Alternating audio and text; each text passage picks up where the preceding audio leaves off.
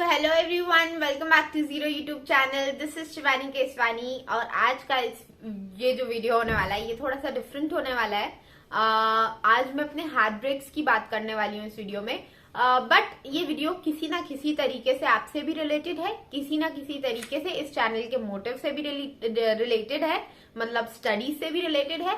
तो इसलिए मैं इस वीडियो को यहीं डाल रही हूँ, वरना मैं ब्लॉगिंग वाले चैनल पे डाल देती। व्लॉगिंग वाले चैनल से एक चीज याद आ गई। आप लोग अभी मेरे व्लॉगिंग चैनल को नहीं जानते हो। मैंने एक नया चैनल बनाया जीरो व्लॉग्स करके। आप उस चैनल को सब्सक्राइब जरूर करना, मैं आपको डिस्क्रिप्शन में लिंक दे दूंगी। उस चैनल को सब्सक्राइब कर लेना। अभी तक कोई व्लॉग नहीं आया है हालांकि उस पर, बट सून 8 तारीख को मैं एक व्लॉग डालने वाली हूँ उस पर, 8 या 9 तारीख को। वो व्लॉग आपको देख के बहुत मजा आएगा। तो जस्ट फॉर एंटरटेनमेंट पर्पस आप वो चैनल सब्सक्राइब कर सकते हो। तो कहाँ थे अपन? हाँ, तो हार्ट ब्रेक्स की बात मैं आपको बताने वाली हूँ इस वीडियो में। ये जो वीडियो होने वाला है इसमें मैं आपको थोड़ा सा पर्सनल जाके बताऊंगी। अभी तक बहुत सारे लोग पूछ रहे थे आपके फेलियर्स क्या हैं, ये सारी चीजें मैं आपको बताने वाली हूँ। आप लोग सोचोगे कि कौन है वो जिसने मैम का दिल तोड़ा है, तो ऐसा कुछ भी नहीं है। मैं किसी लड़के के बारे में आपको नहीं बताने वाली हूँ जिसने मेरा दिल तोड़ा है, वो हार्ट ब्रेक नहीं, वो डिफरेंट है। ये चीज है, ये एग्जाम्स हैं, एग्जाम्स ने मेरा दिल तोड़ा है, एग्जाम्स के भी रिजल्ट ने मेरा दिल तोड़ा है। और आपके साथ भी ये हुआ होगा, अभी तक नहीं हुआ है तो सून इट्स गोइंग टू हैपन। और अगर आप सोचते हो कि मेरे साथ नहीं होगा, मैं बच जाऊंगा, तो बाद में जाके होगा। इसलिए जितना जल्दी हो उतना जल्दी आप उससे लर्निंग लो और आगे बढ़ो, यही होता है। तो ये जो हार्ट ब्रेक था, मैंने इतने सारे हार्ट ब्रेक्स देखे, मल्टीपल हार्ट ब्रेक्स, और उसके बाद में मैं कैसे रिकवर हुई हूँ वो मैं आपको बताने वाली हूँ। अभी रिसेंटली 2-3 दिन पहले ही एक हार्ट ब्रेक से मैं उभर के आई हूँ। मैंने वीडियो नहीं डाला था, आप लोग बहुत सारे लोग पूछ रहे थे मेरा ECGCPO का रिजल्ट कैसा रहा, तो नहीं हुआ। हो जाता तो मैं बहुत जल्दी वीडियो ले आती, नहीं हुआ। और उस सदमे से निकलने में मुझे इतना टाइम लग गया कि मेरा फिर इच्छा ही नहीं हो रही थी कि मैं आप लोगों को बताऊं। बट बहुत सारे लोग पूछ रहे थे और आप लोग इतने, आपका जो कंसर्न देख के मुझे इतनी खुशी होती है कि आप लोग भी मेरे साथ हो इस जर्नी में और मैं भी आपके साथ हूँ इस जर्नी में। तो मैं आपको बताती हूँ कि मेरे साथ कितने हार्ट ब्रेक्स हुए। सबसे पहले अपन इस पे बात करते हैं और फिर मैं आपको बताऊंगी मैं कैसे रिकवर कर रही हूँ या कैसे किया मैंने। सबसे पहले मैं आपको बताऊं, 2020 की एंड में जो फॉर्म्स भराए थे, RRB PO का मैंने प्रीलिम्स दिया था। प्रीलिम्स में आउट हो गई थी मैं।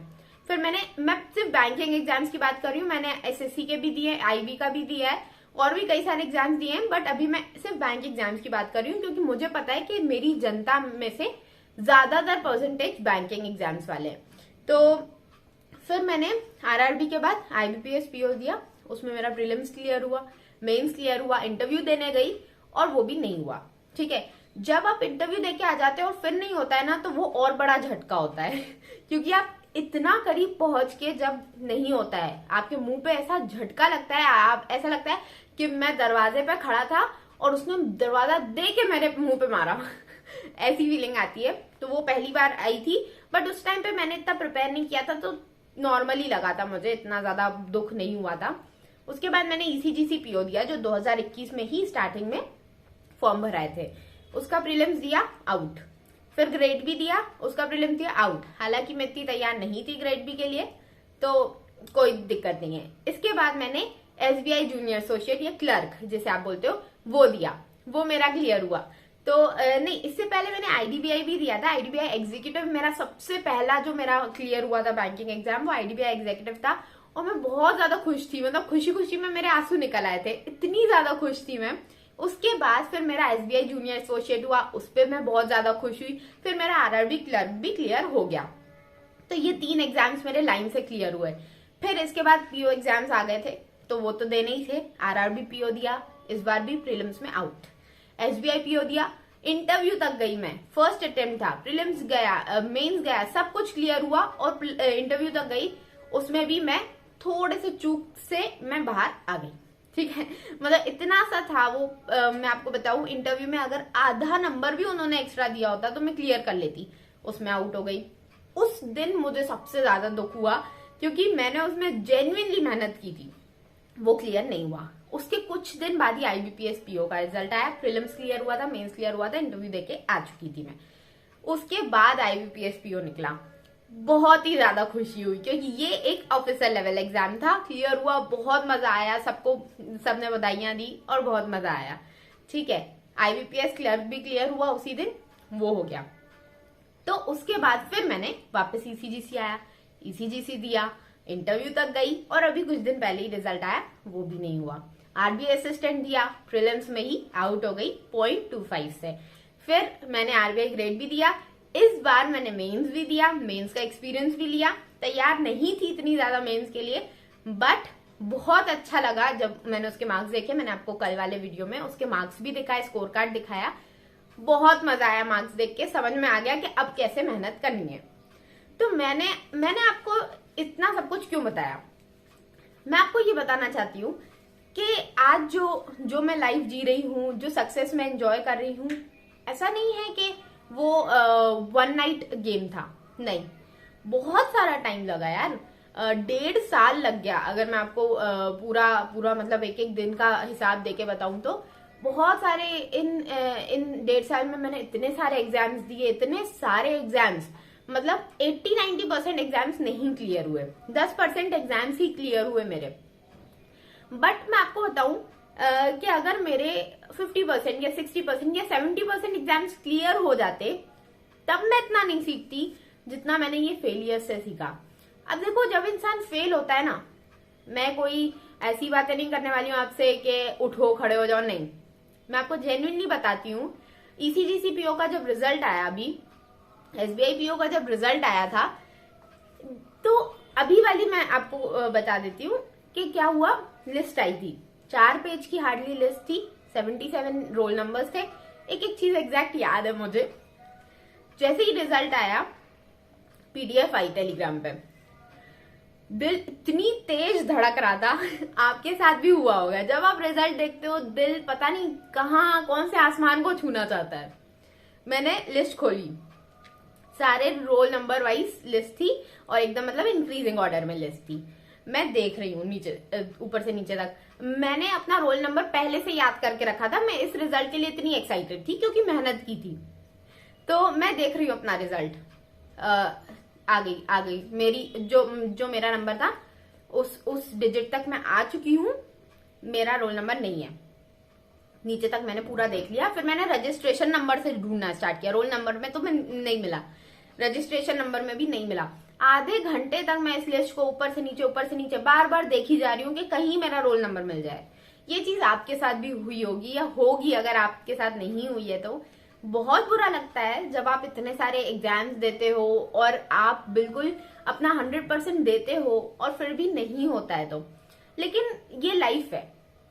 अब यहाँ पे आप सोचोगे कि फेलियर मैंने फेस कर लिया है। उस दिन तो देखो रोना धोना चलता है बहुत ज्यादा। उस दिन अपन अपने आप को गाली देते हैं कि थोड़ी और मेहनत कर ली होती तो हो जाता।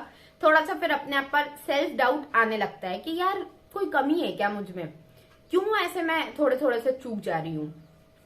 तो फिर सेल्फ डाउट आता है। अब वो एक पॉइंट होता है जब आप सोचते हो कि अब आगे क्या करना है। ठीक है, ये तो नहीं हुआ क्लियर, दुख आज भी हो रहा है, होता रहेगा जब तक कुछ और बड़ा हासिल नहीं कर लिया, तब तक दुख होता रहेगा। बट ये तो नहीं हुआ क्लियर, अब आगे क्या करना है। एक तो ये तरीका है कि मैं ये सोच लूं, 2 बार मैंने ECGC दे लिया, 2 बार मैंने RBI ग्रेड भी दे लिया, मेरा नहीं हो रहा है, तो अब मैं ये सोच लूं कि छोड़ो यार, मैं ना IBPS PO से ही खुश हो जाती हूँ और मैं बाकी यूट्यूब चैनल है ही, मजे मस्ती हो जाते हैं मेरे, अच्छी खासी इनकम है, ठीक है, सब बढ़िया चल रहा है। लेकिन मैंने ये नहीं सोचा, देखो मैं इतने में सेटिस्फाइड नहीं हूं। मैंने ये सोचा कि ठीक है, ECGC अगर इस लेवल का था, नहीं किया ना इन लोगों ने सिलेक्ट, अब मैं इस लेवल के एग्जाम की तैयारी करूंगी और इसमें मैं सिलेक्शन इसी बार लेकर रहूंगी, ये सोचा मैंने। ठीक है, क्योंकि आप ना जो गिव अप करने का जो ऑप्शन होता है ना, वो तो हमेशा होता ही है ना। लास्ट में करना क्या है, लास्ट में गिव अप ही तो करना है ना अपने को। लास्ट में अपने अटेम्प्ट्स भी कंप्लीट हो जाने हैं। 6 अटेम्प्ट्स मिलते हैं बड़े बड़े एग्जाम्स में, ठीक है, RBI में, UPSC में, ऐसे एग्जाम्स में 6 अटेम्प्ट्स मिलते हैं। फिर एज भी खत्म हो जानी है अपनी। तो बाद में जाके तो गिव अप करना ही है। एक पॉइंट तक आके समझ में आ ही जाता है कि ये चीज अपने लिए नहीं बनी है, तो अभी मेहनत कर लेते हैं। जो थोड़ी बहुत कसर रह गई थी थोड़ी और दे देते हैं, बढ़िया तरीके से तैयारी कर लेते हैं। ये सोच के अगर आप आगे बढ़ते हो और पहले से ज्यादा खतरनाक शेड्यूल से आप अपनी पढ़ाई करते हो, तो आप बड़ी बात नहीं होती है कि जिस एग्जाम को आप टारगेट कर रहे थे उससे बड़ा एग्जाम आप क्लियर कर लो। ये रियलिटी है और इसको आप मानो चाहे नहीं मानो, ये मैंने खुद फील की है कि आप जिस चीज के लिए भाग रहे हो ना, अगर वो नहीं मिलती है, बाय चांस नहीं हुआ, भगवान ने वाकई में कुछ और बड़ा लिखा हुआ है किस्मत में। और ये चीज मैं अपने एग्जाम्पल से जरूर आपको एक दिन बताऊंगी। अभी तो फिलहाल मैंने ऐसा कुछ बड़ा अचीव नहीं किया है, जिस दिन मैं कर लूंगी मैं आपको जरूर बताऊंगी कि देखो उस टाइम पे ये एग्जाम नहीं क्लियर हुआ था, अगर हो गया होता तो मैं सेटिस्फाई हो जाती, शायद मैं आगे तैयारी नहीं करती, शायद मैं उसी को लेके खुश हो जाती, तो फिर मैं आगे तैयारी नहीं करती, तो ये जो आज मैंने हासिल किया वो नहीं हो पाता। ये स्टेटमेंट बोलने के लिए मैं तरस रही हूँ और जरूर मैं बोलूंगी, जरूर आपको ये एग्जाम्पल दूंगी कि होता है। अगर आप मेहनत करते हो तो आपके मेहनत का जो फल है वो आप ही को मिलेगा। कुछ ना कुछ अच्छा, बहुत अच्छा लिखा हुआ है, तो तैयारी करो। बहुत सारे रिजल्ट्स आए हैं अभी IBPS PO प्रीलिम्स का आया, कई सारे लोगों का नहीं हुआ होगा, क्योंकि यार जितने वैकेंसीज हैं उसके अगर अपन देखें तो मल्टीप्लाई में बहुत सारे लोग एग्जाम देते हैं। अब यार बहुत सारे लोगों का दिल तो टूटेगा ही ना, क्योंकि वैकेंसीज तो इतनी ही है। तो कोई बात नहीं है, कुछ और अच्छा लिखा हुआ है आपके लिए, तो उस पर प्रिपेयर करते रहो, आगे बढ़ो। यही एक तरीका होता है। आप उसी को लेके रो रो के बैठे रहोगे तो कुछ नहीं होने वाला है। आपके पास वाला उससे जल्दी से निकल के और आगे बढ़ जाएगा। इसलिए आपको भी यही करना है, आपको सिंपल अपनी पढ़ाई पे फोकस करना है। जो मिस्टेक्स पहले की हैं उससे समझना है, सुधारना है। मैं जब भी अपना स्कोर कार्ड देखती हूँ ना, लोग मुझसे पूछते हैं कि मैम मैं क्या करूं, मेरे इतने कम नंबर आ रहे हैं। अरे आपने के नंबर आ रहे हैं मतलब आपने या तो मॉक टेस्ट दिया है या तो एग्जाम दिया है, मतलब आप नंबर देख के ही समझ सकते हो कि आपको प्रिपेयर कहाँ करना है। मैंने जब अपना स्कोर कार्ड देखा RBI ग्रेड बी का, मुझे बिल्कुल क्लैरिटी हो गई कि मुझे कहाँ मेहनत करनी है, कहाँ पे मैं इतनी सी मेहनत और करूं और मेरा स्कोर उछाल जाएगा, कहाँ पे मुझे बहुत सारी मेहनत करने के लिए इतना स्कोर लेना पड़ेगा। तो ये चीज आपको अपने स्कोर कार्ड से ही समझ में आएगी। एनालाइज करो और बनाओ एक बढ़िया सा स्केड्यूल, तोड़ देते हैं, साथ में आगे बढ़ते हैं। और मेरी आप सबको बहुत सारी ऑल द बेस्ट विशेज हैं। आप अच्छे से पढ़ाई करो, बाकी जो भी डाउट है कमेंट सेक्शन में पूछ सकते हो। मिलते हैं अगले वीडियो में, तब तक के लिए पढ़ाई करते रहो और all the very best. Take care of your health also.